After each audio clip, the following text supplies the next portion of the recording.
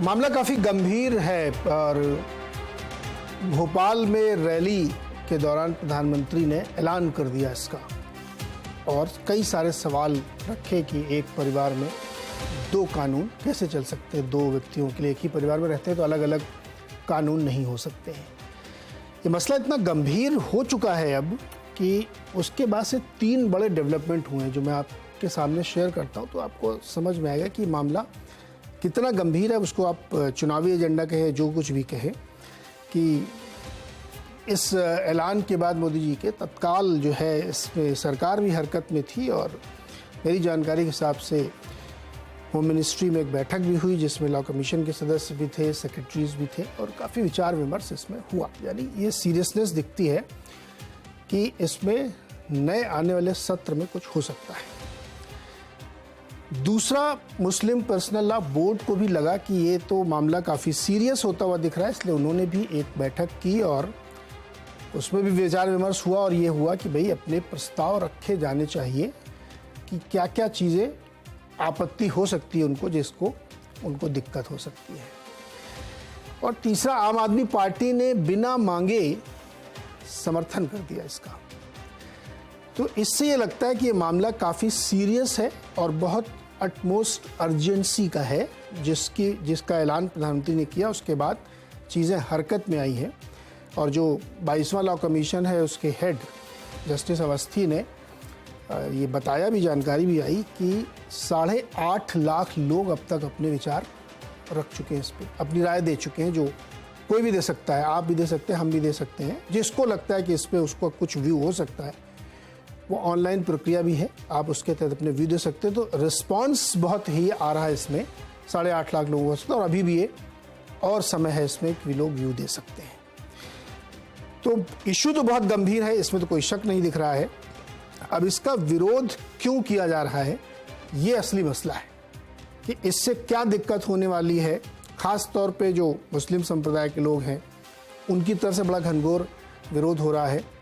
विपक्षी दल बिना इसको डिस्क्राइब किए कि इसमें क्या उनकी दिक्कतें हो सकती हैं वो विरोध कर रहे हैं और कुछ लोग वनवासियों के कंधे पे बंदूक रख के चला रहे हैं कि वनवासी समाज को बड़ी दिक्कत हो जाएगी। अभी आपने सुना होगा आरजेडी के राज्यसभा सांसद मनोज जी, अब आदिवासियों को प्रतिनिधिमंडल आया था क्या आरजेडी के पास मिलने के लिए, साहब मुझे को बचाओ, देखो ये दिक्कत हो रही, कानून बन रहा है। अपनी बात न करके दूसरे के कंधे पे बंदूक भी चलाई जा रही है।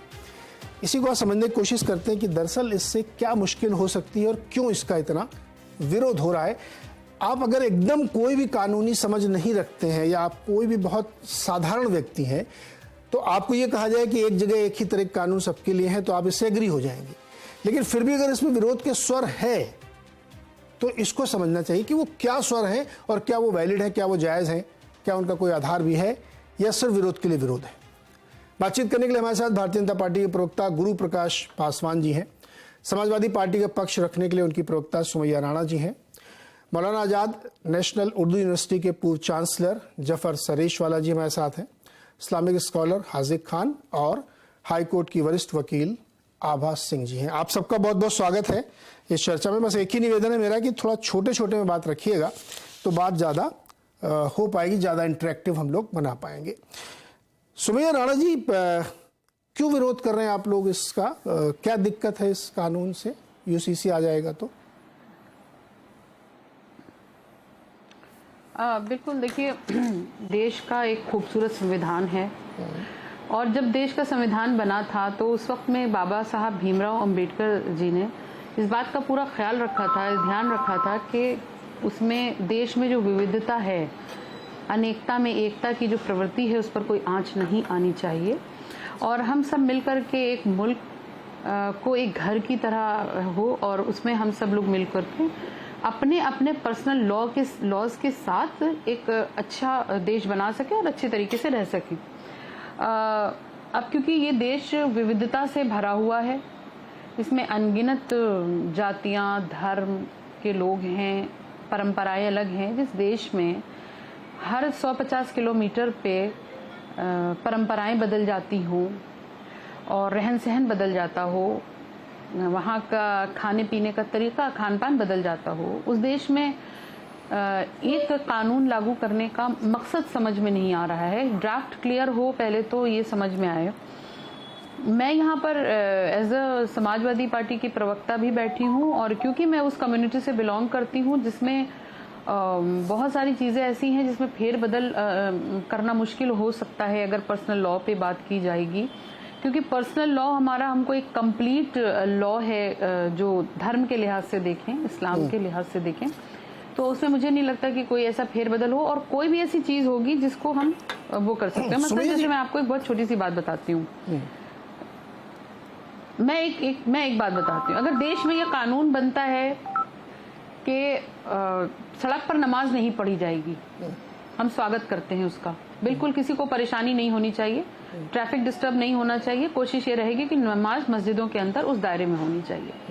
वो बड़ी बात नहीं है। यूसीसी इसको बोलेगी हमारी सर आंखों पर है, लेकिन यूसीसी ये बोलेगी कि किसी मोहल्ले में किसी घर में नमाज पढ़ाई जाएगी तो उसके मौलाना को पकड़ के खींच के बाहर लाके मारा जाएगा, तो ये बर्दाश्त नहीं। तो यही चीजें हैं कि वो सुमैया जी और मैं आपसे ही बात कर रहा हूँ। मैं आप एक तरफ ये कह रहे हैं कि ड्राफ्ट नहीं है, ये बात सही है। अभी तो राय मशवरा चल रहा है कि क्या क्या ड्राफ्ट बन के आएगा।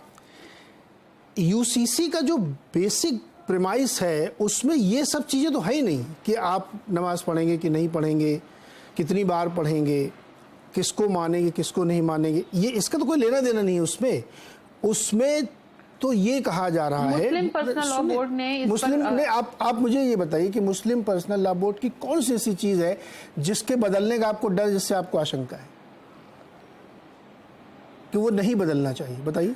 नहीं, मैं ये बताना चाह रही हूँ कि अगर इस पर all India Muslim personal law board ने या मुशावरत कमेटी ने इस पर ऑब्जेक्शन किया है या चिट्ठी लिखी है कोई मसला दरियाफ्त करने के लिए, तो यकीनन कहीं ना कहीं वो नहीं वही तो वो खुल के बताइए ना, वो पर्सनल लॉ से जुड़ा हुआ होगा। देखिए पर्सनल लॉ सिविल लॉ, ये आप मुझे बताइए कि उसमें ऐसा क्या है जिसकी मैं तो बता रहा हूँ ना, सुनिए ना। देखिए पर्सनल लॉ जो आपको अच्छे तरीके से मालूम होगा, पर्सनल लॉ किसी पूजा पद्धति को बदलने के लिए नहीं आ रहा है कि आप कैसे पूजा, मैं सुबह उठ के आरती करूंगा या नहीं करूंगा, इसका पर्सनल लॉ से कोई लेना देना नहीं है।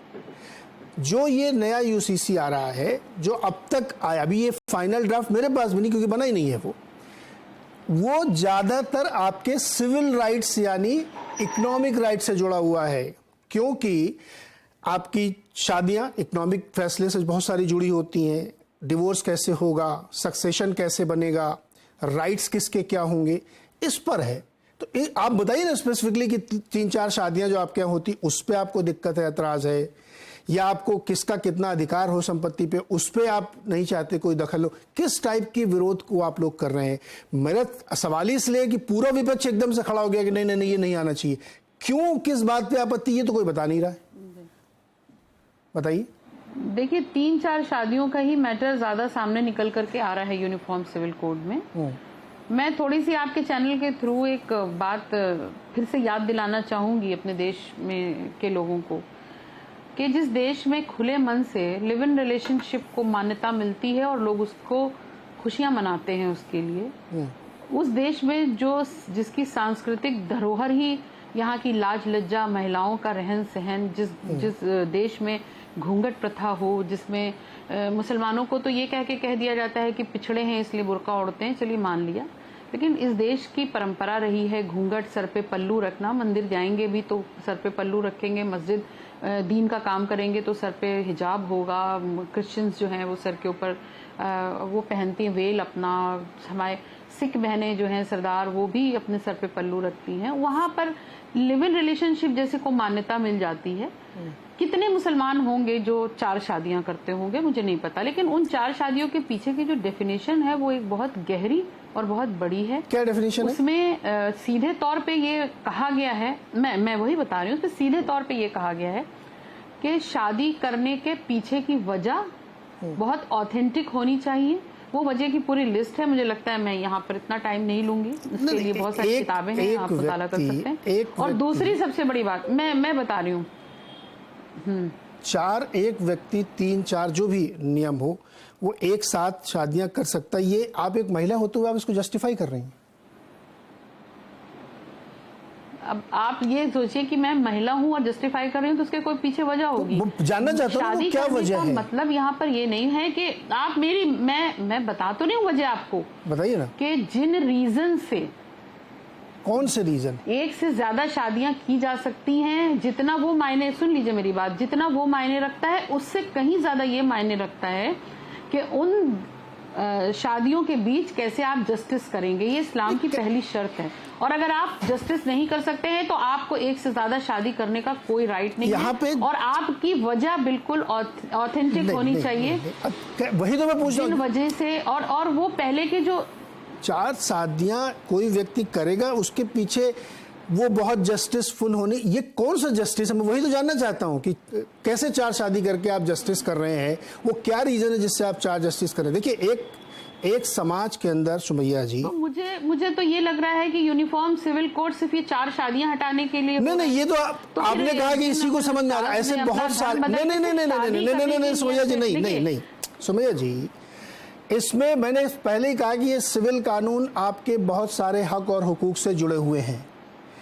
एक व्यक्ति अगर 4 शादी कर रहा है, ये चूंकि बार बार वही जिक्र आ रहा है इसके लिए कह रहा हूं, आप किसी भी समाज में देखिए जाके ना, यहाँ पे ये कानून ऐसा थोड़ी खाली मुसलमानों के लिए बन रहा है, ये जैन सिख बौद्ध हिंदू सबके लिए बनेगा कि सब एक ही कानून सबके लिए होना चाहिए।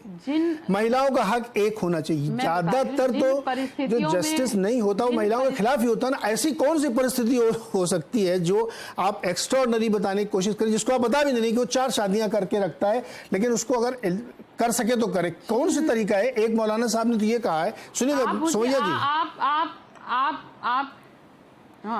नहीं, आप मुझे कोई एक ऐसा व्यक्ति बताइए आपके आसपास का या मुसलमान जिसने 4 शादियां की हो। ये बहुत अच्छी बात कही। अभी हम इसी बात का डिस्कशन कर रहे थे अपने न्यूज रूम में कि जब ये है ही नहीं तो एक काल्पनिक चीज का विरोध क्यों कर रहे हैं आप? खुद ही कह रहे हैं कि ऐसा कोई नहीं होता है, तो फिर विरोध किस बात का है? काल्पनिक नहीं है, प्लीज समझिए आप मेरी बात। नहीं सुमैया जी, हमारे पास एक लॉ है, हमारे पास एक लॉ है, सर्कमस्टेंसेस पे डिपेंड करता है, लेकिन उस क्या लॉ को मुद्दा बना के जो चीज है नहीं, एग्जिस्ट नहीं कर रही है, आभा जी, यूनिफॉर्म सिविल कोड में आप उसके लिए ये अफवाहें फैलाने। हाजिर साहब आ रहा हूँ, एक मिनट। आभा जी, आप एक महिला हैं और एक वकील भी हैं, दोनों के आलोक में सुमैया जी रुकिएगा, अब सबको शामिल